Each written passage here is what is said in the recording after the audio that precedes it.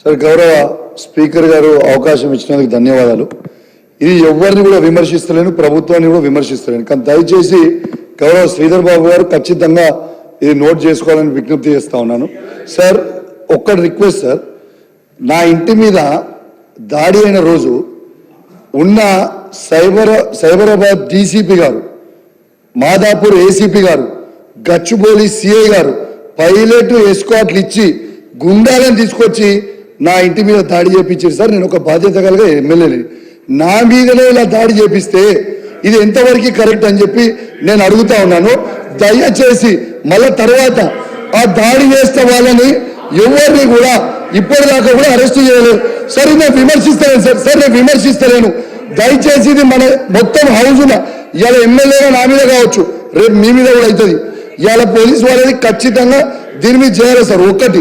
రెండేది sir, నా ఇంటి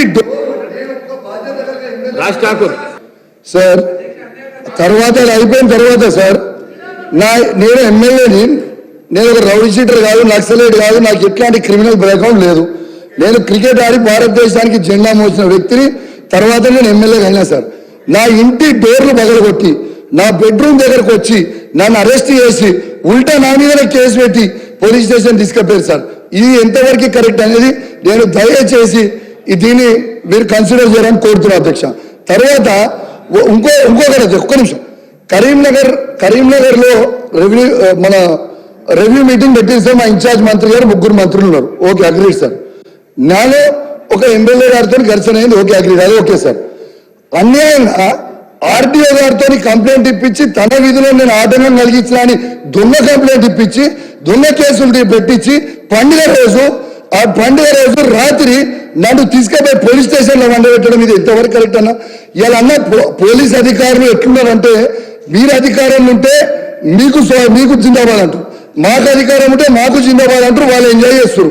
దయచేసి లా అండ్ ఆర్డర్ ఖచ్చితంగా కంట్రోల్ పెట్టాలన్నా. ఇలా ఆ రోజు నా ఇంటి మీద అటాక్ అయిన వారి కూడా ఆ రోజు డీజీపీ గారు ఖచ్చితంగా వాళ్ళ మీద యాక్షన్ తీసుకుంటా అన్నారు. యాక్షన్ ఇప్పటి వరకు కూడా తీసుకోలేదు అధ్యక్ష. మరి మా అన్నగారు మంత్రి ఉన్నారు, మా అన్నగారు కాపాడుతారంటే మా అన్నగారు ఫోన్ కూడా చేయలేదు నాకు అని చెప్పి అందరూ తెలియజేసి సెలవు తీసుకుంటాను. రాజ్ ఠాకూర్.